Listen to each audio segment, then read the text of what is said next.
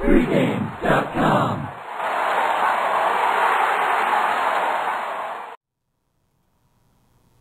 Browns plus 14 at Pittsburgh, Thursday night NFL. All right, Marco, to me, this game is, or this video is going to be a discussion that is kind of inside the Steelers.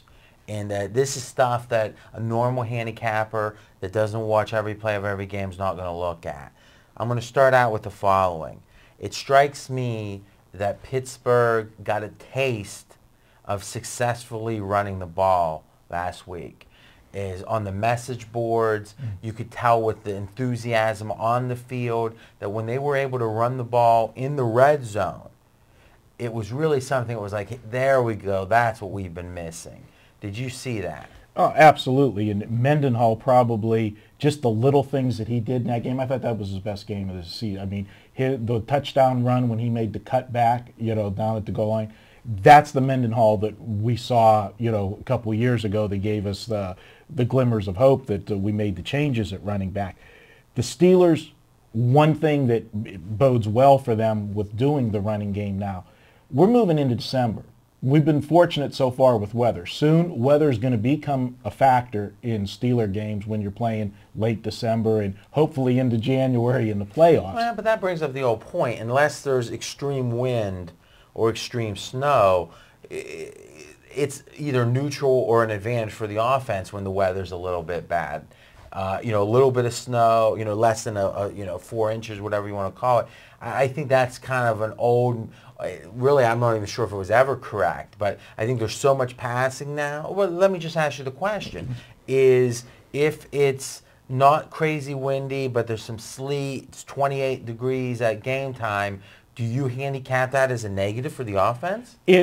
What you're saying about passing offense. What you're saying on a passing game is absolutely true. What I was referring to with the running game is when the temperature is cold and you're able to run the ball 40 times at somebody, you wear a team down. You're cold. They hit everything. Your bones feel everything more. Think of yourself back when we were in Ohio. Remember those winters? No, I agree. It's just I wonder is which team right now that is a reasonable Super Bowl contender other than the 49ers, let's say, would you say has that? I mean, if you look historically at the Saints, at the Colts, at the Patriots, at the Packers last year, none of those teams had that mentality or that approach. So if that's winning football in 2011, why hasn't that type of team been winning? The game has changed. I agree with you 100%. But Pittsburgh's success over the years, and all of those teams that you mentioned, are not physical teams like the Steelers. I mean, the Steelers and the Baltimore Ravens, without question, are the two most physical teams in football.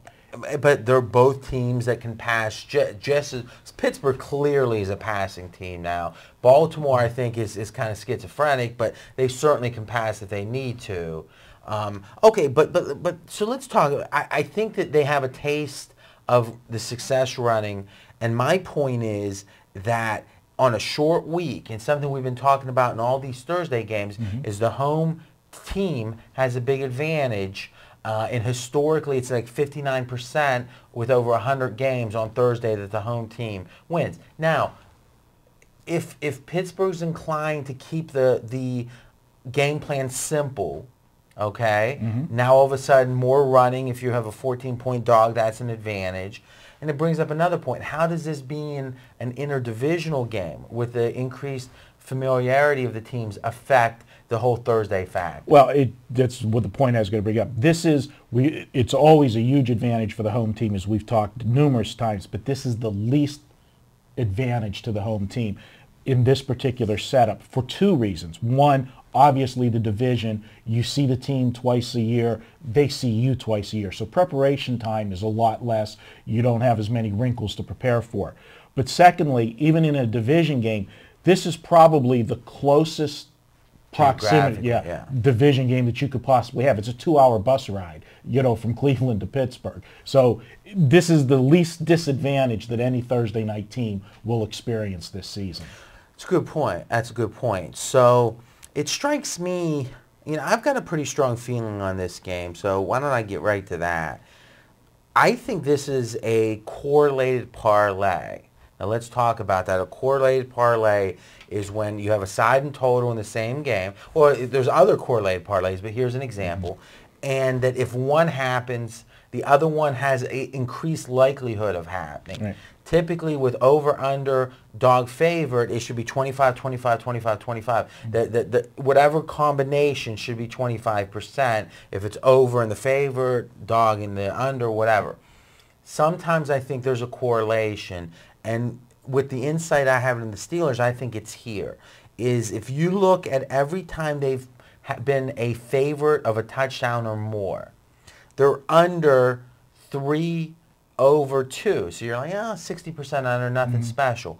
But if you look, the 2 games they were over were by a combined 5 points. So literally a field goal in each game, I think it was 3.5 and 1.5, but pretty much one scoring play in each game, if you tease it down, whatever, tease it up, it's 5-0 towards the under. And both games, again, were low-scoring games with a late score, a backdoor type score by the team Pittsburgh played. I think that there's a decent chance Pittsburgh's flat here. I think the side has to be the Browns. But I think if you do like the Browns here, and I'm not saying the Browns is a great pick. I'm saying the Browns might be a 54% pick here. And I might not even play it by itself. But I think there's such a correlation that if the Browns do cover, that it's not going to be Pittsburgh giving up a bunch of points. It's going to be their offense stalls. Then I like the Browns and under as a correlated parlay that has real value. Yeah. With this game, there's 2 big things if you want to talk about situational, if you look at scheduling, where there's one negative for both teams, and I'll point them out. The big negative for Pittsburgh is, although this is a division game and it's on Thursday night, it is kind of a sandwich game for Pittsburgh. And the reason being, they played Cincinnati last week. As it turns out, now Cincinnati's not a big factor in the playoffs anymore, but they were going into that game. Pittsburgh dismissed them, pummeled them last week. They've got a big game coming up. Pittsburgh plays next Monday night. Now, they're going to have a nice gap before playing next Monday night, but they play Monday night at San Francisco. That's going to be a huge game because the 49ers are the upstart team in the NFC. You know, a lot of people saying second or third best team. Record-wise, they're second, but a lot of people will put New Orleans in front of them. I tell you this, let's talk about, you make a great point about the sandwich spot. Let's talk for a minute about the Cincinnati game. You replay that game today and give me 8.5 points, I'm taking Cincinnati. I think it was one of those games, and it was just like the Baltimore-Pittsburgh first game, which rarely happens to Pittsburgh. Sometimes the momentum starts and it becomes where because of the prior play, it affects the next play, and you're throwing too much or whatever. I'll tell you right now, Cincinnati scored that first touchdown, got called back on a motion penalty or whatever, missed the field goal. Pittsburgh played their best game, but it was in ways that, listen, it was special teams.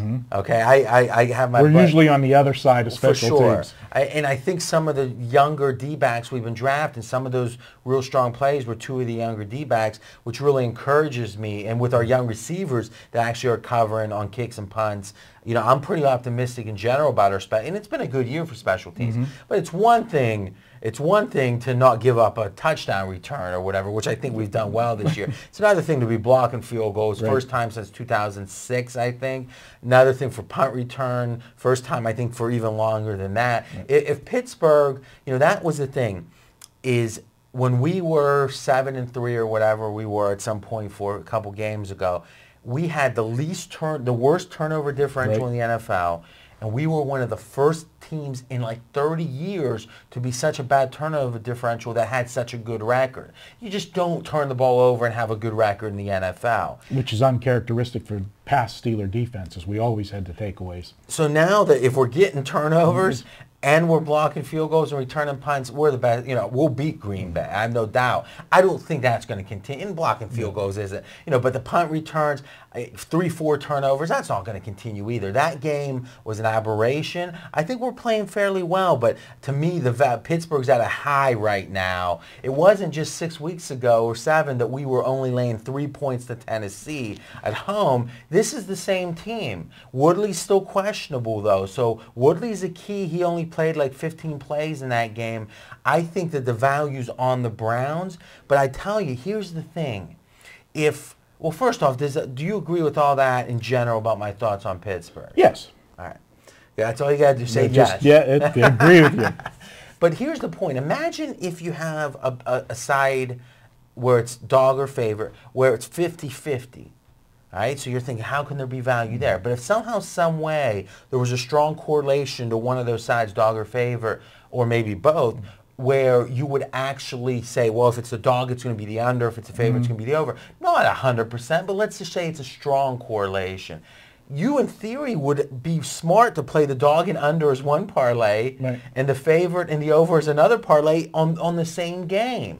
So I actually think this is a rare case, and it's a good teaching moment. I think the Browns are probably slightly less than a 55% play here, but because of the correlation, I think the parlay is strong. I can't disagree with you. I'll give you a fast, quick story. Friday night, when I went down to put my plays in the Hilton contest, I was putting them in right at halftime of the UCLA-Oregon game was on Friday night, and this guy was at the window in front of me, and he wanted to bet the second half line. He wanted to play Oregon and over, and the ticket writer said, you can't do that.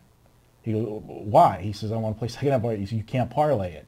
And she wouldn't, and the guy got away from the window, and he's all upset, and I tried to tell him, he says, you're trying to do a correlated parlay, and they won't let you do that. And he goes, they're not taking any parlay. I said, no, you can make a parlay on the second half. You just can't make the parlay you're trying to make. And then after I got my bets in, I explained it to him in line. He had no idea what, Did you charge him for that advice? No, I gave him the free advice, but it was funny. I mean, did he offer you a hot dog at least? You know, he could have, because they were giving them for like 75 cents at the Hilton on Friday night. But people don't, and that's the beauty of, I mean, seriously, the beauty of pregame and the stuff that we do, not to blow our own horns, but the things in the, you know, in the forums, talk on these subjects, and, you know, you talking to them here right now on a video. But think about it. The correlation is stronger with only half a game. I get it, but it goes to show you there can be inter-game correlations. Absolutely. Another way is if there's a low total but a high spread, there's correlate. I think it's a 3-to-1 ratio. I personally haven't done a lot of study on that, but the correlated stuff is interesting. I think there's one here. Now, here's the thing. You're Mr. Pittsburgh. And that's not just talk. That's not just because you ate so many of those Primanti Brothers sandwiches? Yeah, okay. You actually got the badge like in Foursquare. But it's proven, documented records. What's your record? Last 2 years in football were 21-10. The last play that we had with Pittsburgh was 2 weeks ago. We used Kansas City on that Sunday night. 21-10, almost 70%. And this is a great opportunity, and I'll look out to the main camera, is every Thursday we give away one pick for, or not give away, but we sell one best bet for $1. The hottest pro entering Thursday gives a best bet away for $1. Everyone loves it. A lot of people dip their toe in the water with it. What we're doing for Marco, because Pittsburgh's on Thursday, is he's giving a best bet away in the Thursday game for $1. You can get that directly at pregamepros.com. There's a chance you're thinking you might actually like the side and the total. There's a good possibility I'll be making 2 plays on this and game. If you do, we're actually going to give a 50% discount on the second play for anyone that buys the dollar play. So for like $13 you can get both, or for $1 you can get one. And again, it's almost 70%, something to take seriously. Christmas comes early. All right, and remember, guys, all of our videos are in one thread each week. It's in the forums, and you can go there directly at pregamevideos.com, and we have all the participants answering questions, posting their notes for the show. That's Marco, Vegas Runner, Steven Nova, Brian Leonard, and myself. Talk to you there. Pregame.com